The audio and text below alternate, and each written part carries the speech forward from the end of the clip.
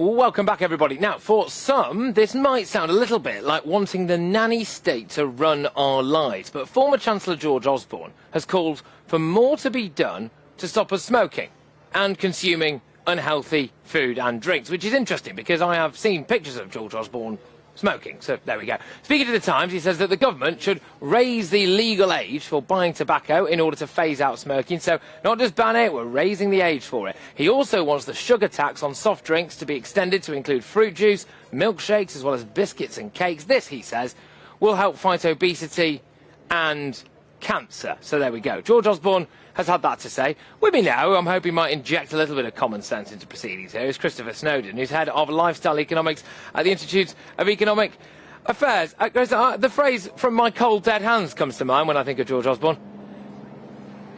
With regards to the orange juice or the cigarettes, Patrick? The cigarettes.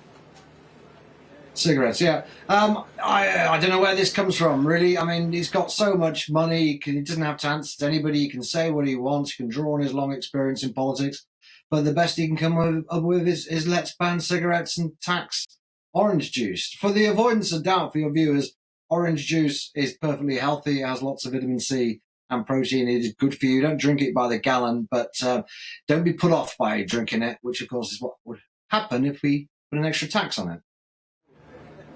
No, indeed. I mean, look, let's just play devil's advocate here for a second, Chris, and say that the NHS is absolutely on its knees. We've got waiting times through the roof. We've got, an obesity crisis. We've got more people clogging up not just their arteries, but in turn our NHS as well. Maybe this would be a solution, just ban the cigarettes and then that's that.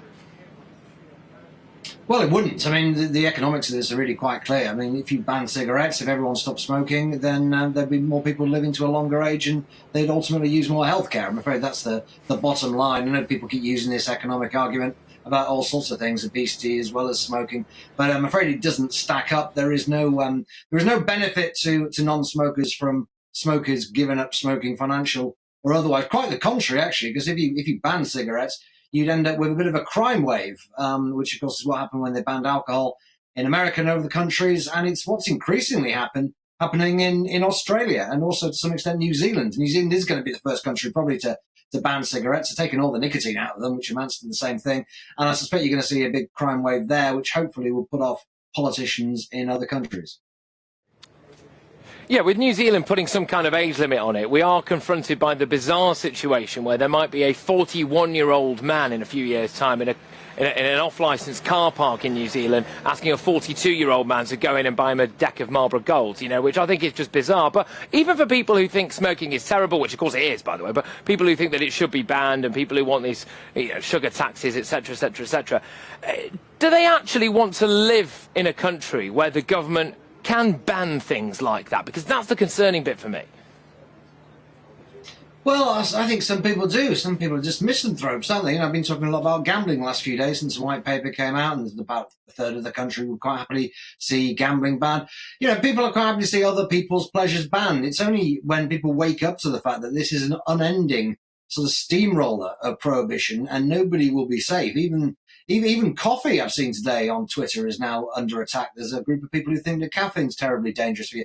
So look, no one is safe. And in a way, Patrick, smokers have kind of acted as a sort of buffer zone for the rest of society for a very long time. Once, when in the days when smoking was tolerated, if not encouraged, it was very difficult to have a go at orange juice or even alcohol or any kind of food, because we already had this product in society that we tolerated, which was clearly much more dangerous than the rest of it. However, once you start talking about prohibiting smoking and clamping it down in the draconian way we have done the last 20 years, the question then is what next? And there are lots of people standing up with their own suggestions of what next.